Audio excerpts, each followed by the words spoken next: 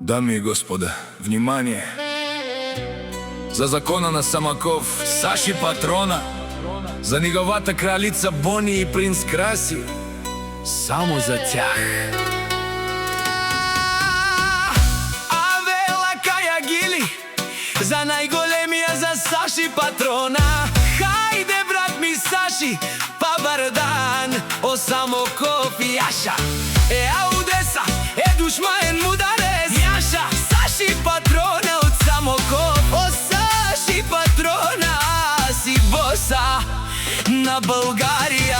Всяка майка Саши Патрона не ражда, той е вълк единак. И Симон Будбари фамилия, Капабарав тумен душман. Саши Патрона, закона е един.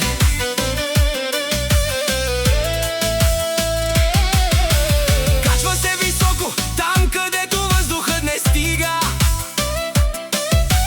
Целият град е в краката му, Саши летвата вдига. Профили, греди, улуци, всичко под конец.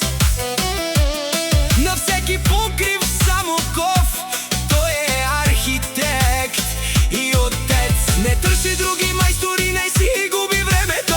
Саши Патрона е тук, той носи знамето. За Бони е скала, за Краси е пример и сила. Такава мъжка дума планината е повалила. 4 кръга, а 6 патрона. 4 кръга, а 6 патрона. 4 кръга, ай, като, като, като, като.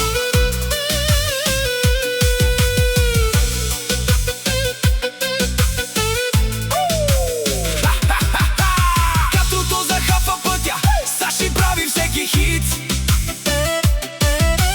4 кръга на маската, символ на властта. По завоите на Самоков, той владее скоростта. Немска сила, чист лукс, вътре всичко е бетон. Зад волана е Саши, истинският патрон. Бони е до него, Краси се вози със стил. Това Ауди е звяр, милиони километра е покорил. Вали гърми на Саши Патрона, пак му върви в Самоков. Той е човека Кана Дикент от права, Саши е душмаен мударец.